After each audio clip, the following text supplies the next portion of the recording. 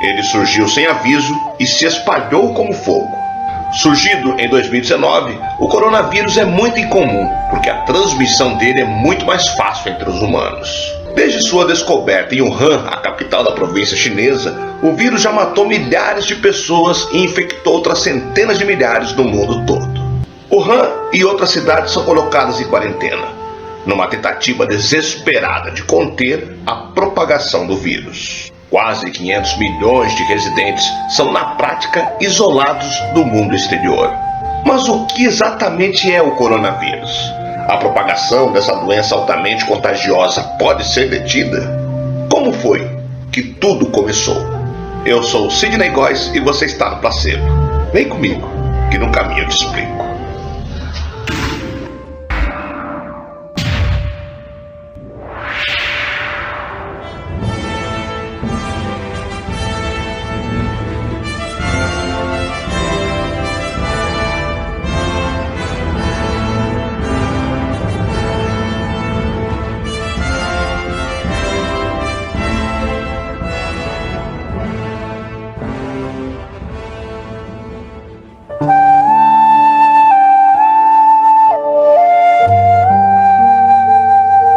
O clima de medo toma conta da China. Muitos querem saber se serão as próximas vítimas, e nesse caso, quando. E também encaram a possibilidade de perderem entes queridos com um vírus misterioso e letal espalhando o caos pelo país. Em poucos meses, o coronavírus matou milhares de pessoas. A doença infecta centenas de milhares com uma velocidade impressionante, tornando-se uma nova pandemia global. Tudo começa no auge do inverno em dezembro de 2019. Sem alarde, uma situação letal se desenrola na cidade de Wuhan, quando algumas pessoas são afetadas por uma doença misteriosa que causa febre e tosse. As autoridades chinesas identificam o primeiro paciente a apresentar os sintomas em 8 de dezembro de 2019. Logo, um punhado de casos se transforma em dezenas. 2 dos primeiros pacientes trabalhariam em um mercado de frutos do mar em Huanan, em Wuhan. A gravidade do problema logo fica clara quando os sintomas antes inocentes causam a primeira morte em 9 de janeiro de 2020. O vírus misterioso mata um homem de 61 anos, um frequentador assíduo do mercado. A China alerta a Organização Mundial da Saúde sobre uma misteriosa epidemia viral em Wuhan em 21 de dezembro. Quando a OMS declara a epidemia uma emergência global em 29 de janeiro, o vírus já está em todas as 31 províncias chinesas e em mais de 25 países da Ásia, Europa e América do Norte. Há semelhanças assustadoras entre a epidemia do coronavírus de 2019 e a SARS em 2002. Na época, a SARS se espalhou pela região infectando cerca de 8 mil pessoas e matando 774. Quando o novo surto foi identificado, as autoridades chinesas negam se tratar do vírus da SARS, a Síndrome Respiratória Aguda Grave de 2002.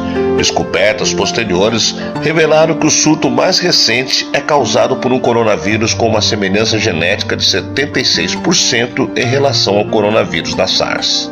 A diferença é que, comparado à SARS, ele parece ser menos letal, embora muito mais contagioso.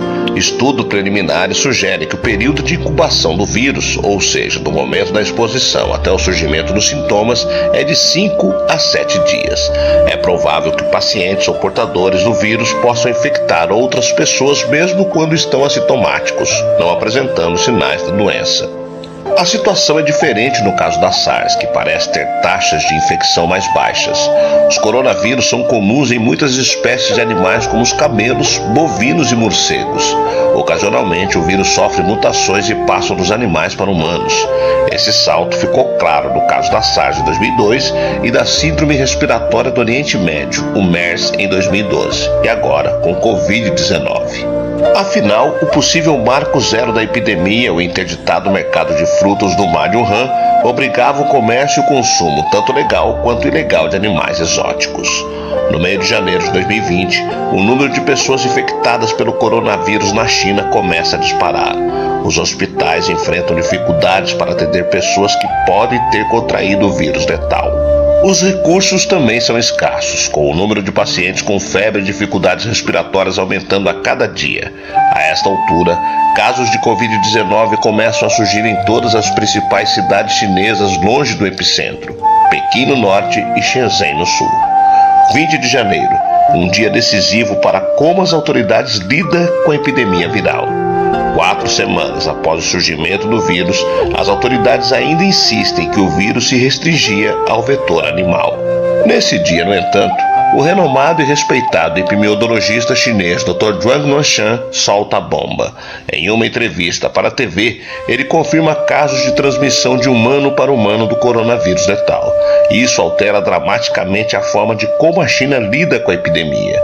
Em uma atitude ousada e inédita, a China coloca a cidade de Wuhan com uma população de 11 milhões de pessoas sob quarentena. Todas as estradas que levam à cidade são bloqueadas e o transporte público é suspenso. O isolamento é expandido em diversas províncias chinesas, afetando a vida de milhões de pessoas. Quando a SARS se espalhou em 2002, o mundo foi pego de surpresa pela letalidade do vírus e sua velocidade de propagação. Hoje, a rapidez com que o coronavírus se espalha é igualmente alarmante. Os países reagem reforçando suas defesas internas contra a possível disseminação do vírus. Singapura, por exemplo, adota o monitoramento térmico em aeroportos para todos os passageiros vindo de Wuhan e depois bane todos os visitantes chineses e estrangeiros com passagens recentes pela China. Em seguida, todos os continentes e países tomaram atitudes semelhantes, fechando suas fronteiras a visitantes estrangeiros da China, enquanto os números de casos fora da China não param de aumentar. São centenas de milhares de casos confirmados em centenas de países e territórios.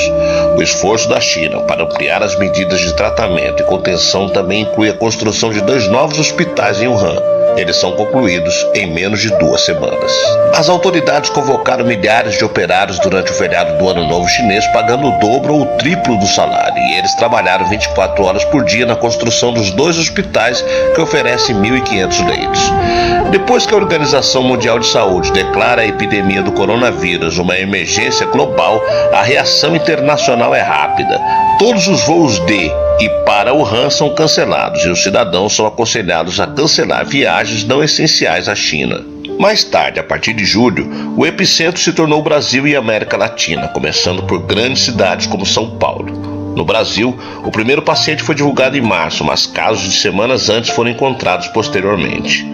Um ano depois daqueles primeiros casos em Wuhan, o mundo chegou nesta semana a 63 milhões de casos e quase 1,5 milhão de mortes pela Covid-19. No Brasil, que segue sendo o segundo país no mundo com mais mortes, são mais de 173 mil mortes e 6,3 milhões de casos.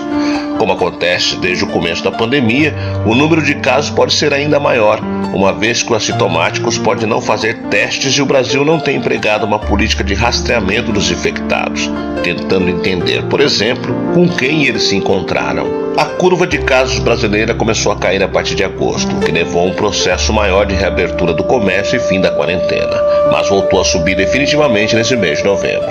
Pelo menos 12 capitais e cidades do interior apresentam tendência de alta de casos e há cidades com mais de 80% das UTIs lotadas.